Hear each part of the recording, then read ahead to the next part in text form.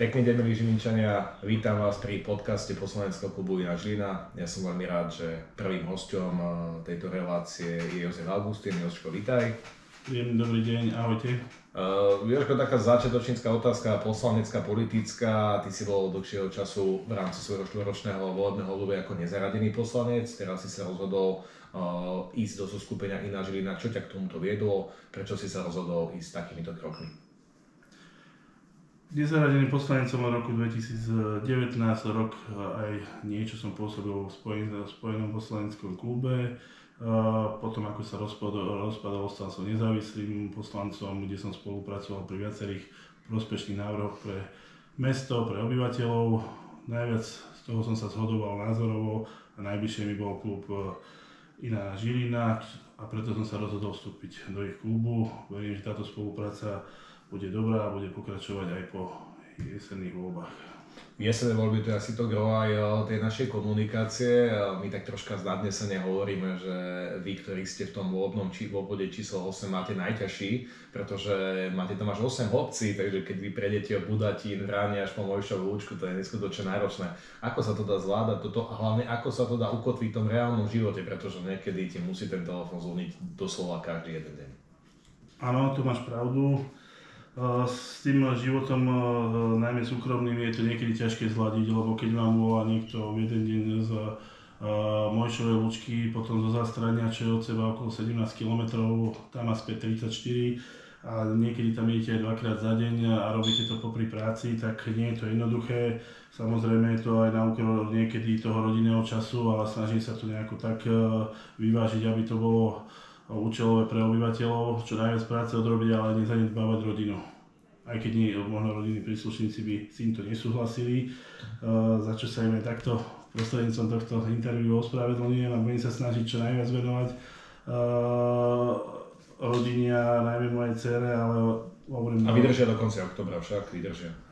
Tak, vydržať musíme a potom verím tomu, že to bude čím ďalej lepšie. Spýtam sa, samozrejme, v tom vašom obvode kandiduje aktuálne podľa dostupných informácií 13 kandidátov, traja sa dostanú za mestských poslancov. V čom ten volebný obvod vaši už vieme, čím je náročný, ale aké témy možno domenujú, čo ľudí najviac trápi a z hľadiska tvojho, čo by si priniesol novátorské, aby ľudí potešilo, aby mali lepší život v tom danom spomínanom volebnom obvode? Ako si už povedal, je to obvod s najväčším počtom mestských častí. Niekedy, keď ich človek menuje, tak si ich musí doslovne na ruke počítať, aby som 8 mestských častí vymenoval. Teda začnem Budatín, Zádubne, Zástranie, Brodno, Vranie, Povazký Chlmec, Strážova, Mojšová Lúčka, teda 8 mestských častí. Nie je to jednoduché, v každej mestskej časti chýba niečo iné. V Budatine obyvateľom chýba dom kultúry, ktorý sa predal v minulosti. Mladej generácii tam chýba multifunkčné ihrisko. Budatín má síce ihrisko, ale toto využíva MŠK Žilina ako tréningové centrum.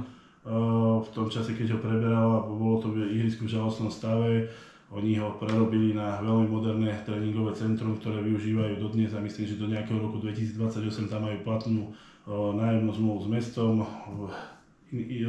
Zádubne je podobný problém, kde ich trápi takisto absentujúci dom kultúry, ktorý sa takisto v minulosti predal. V Zástraní naopak tam je dom kultúry, taký, keď poviem naozaj, čo má atribúty domu kultúry, tak jediný v našom obvode, ktorý vlastní mesto, je aj vo Vraní dom kultúry, ale menší, ale tam to je taký tradičný, čo sa stával ľudovo povedané za sociku, s premietačkou, s balkónom, s pódium, takže to je taký ozaj pekný kultúrny dom, tak som na to pyšný, že ostal a že sa nepodarilo predať aj ten, lebo bol pripravený na predaj, ale zabránilo tomu, že bol založený ako hypotekárnej banke na nejaký úver, ktorý mesto Žilina v tom čase malo, takže sa nedal vtedy predať. Viaceré mestské časti trápi, v ktorých som poslanec, nedobudovaná kanalizácia, to je obrovský problém. V tomto volebnom období sa nám poslancom, ktorí sme aktuálne zastupujeme volebné obvod číslo 8, podarilo dobudovať kanalizáciu, druhú etapu v Povazkom Chlmci, Hornú ulicu v Budatine a rozpracovať viaceré projekty, ktoré sú teraz v štádiu stavebných povolení a potom sa uvidí, ako bude na tom investičné mesto a spoločnosť SEVA, ktorí sú v podstate spoluinvestori takýchto veľkých investícií, ale to ukáže budúcnosť. Ťažká odpoveď, teda výživná. Spýtam sa už iba v skratke možno dve otázočky.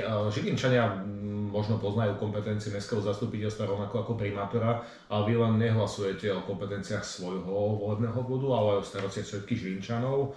Keby možno ty si mohol povedať také tie najvážnejšie starosti momentálne, s ktorými sa Žilina borí, a samozrejme ich môže zmeniť mestské zastupiteľstvo, pretože je rozdiel starosť versus to, čo vy môžete zmeniť. Súhlasíš? Áno. Čo trápi Žilinčanov, tak dosť teraz aktuálna téma je parkovacia politika v rámci mesta. Vieme všetci, že budúci rok končí zmluva so Žilinskou parkovaciou a dovtedy verím tomu, že mesto sa podarí vyriešiť nejakú stratégiu parkovania, či už v centre mesta, a samozrejme spolu s tým v centre mesta predovšetkým spravuje parkovanie Žilinská parkovacia, a s tým by som bol rád, keby sa spracuje aj parkovacia politika po sídliskách. Lebo hovorí sa o spoplatnení, pri prvom aute nejaký symbolický poplatok, pri druhom, treťom, štvrtom a Y tom nejaký samozrejme vyšší, aby keď ten obyvateľ Žiliny si zaplatí to parkovacie miesto, aby ho vždycky mal. Takže hovorím skôr, ako by sa nejaká parkovacia politika, hlavne spoplatnenie, na to bol by som rád, keby tie parkovacie miesta sú vždy k dispozícii, keď príde obyvateľ so svojou rodinou domov, aby ho mal, nemusí ho mať vyhradené, ale tá kapacita toho parkovacia by bola postačujúca. Samozrejme sú tu viaceré témy, ktoré tu sa opakujú. Je tu téma, že Žilina nemá žiadnu multifunkčnú halu. To je jeden z veľkých problémov a víziev budúceho primátora, budúceho zastupiteľstva, keď to bereme aj nielen Žiliny, ale ako krajského spádového mesta, tak v celom kraji chýba veľká hala. Dajme tomu veľká hala je u mňa, ktorá má 4000 a viac kapacitu, keď neberiem zimné štadióny. Hala pre telocvičné športy, ako sú volejbal, basketbal, hádzaná. Žilina ju mala, žiaľ, v roku 2006 o ňu prišla a dneska je tá hala funkčná na poli polovičato. Z toho dôvodu, že niekto nevie, že sa tam stále dá nejakým spôsobom vykonávať nejaké športové aktivity, ale verejnosť to bere ako uzavretú halu a nefunkčnú halu. My veríme, že to všetko dobre dopadne, asi takto som chcel povedať. Ešte na záver chcem spýtať, že čo by si ty možno odkázal každému jednomu Žilinčanovi, aké je možné posolstvo Jozefa Augustina Žilinčana? Posolstvo Jozefa Augustina Žilinčanom by som povedal, že zdravý rozum, žijeme tu všetci spolu, tak aby sme ťahali za jeden povraz a robili dobre pre svoje okolie, a hlavne boli za dobré návrhy pre naše mesto, pomáhali mu. Pomohol by som si aj s takým názorom alebo výrokom jedného amerického politika, ktorý povedal, John Fitzgerald Kennedy: nepýtaj sa tých, čo môže urobiť Amerika pre teba, ale ty, čo môžeš ty urobiť pre Ameriku, a podobne by som to povedal aj pre tých Žilinčanov. Mesto sa snaží urobiť pre vás maximum, ale skúsme aj my niečo urobiť pre to mesto, nejakú úlohu toho obyvateľa. Dajme tomu, že nebudeme hádzať odpadky hoci kde, lebo niekedy, keď vidím to, čo je okolo odpadkových a separovaného zberu, tak človek by zaplakal. Takže keď bude spolupracovať občan a mesto a budeme spolu jedna Žilina, tak verím, že to mesto bude napredovať a že sa nám tu bude všetkým dobre žiť. My ideme v odkaze tvojho obľúbeného amerického politika, nepýtame sa už nič, teda prajeme poslucháčom pekný deň. Toto bol Jozef Augustín za poslaneckú Kubina Žilina. Ďakujeme, že ste k nám prišli. Ďakujem aj ja, príjemný deň. Majte sa.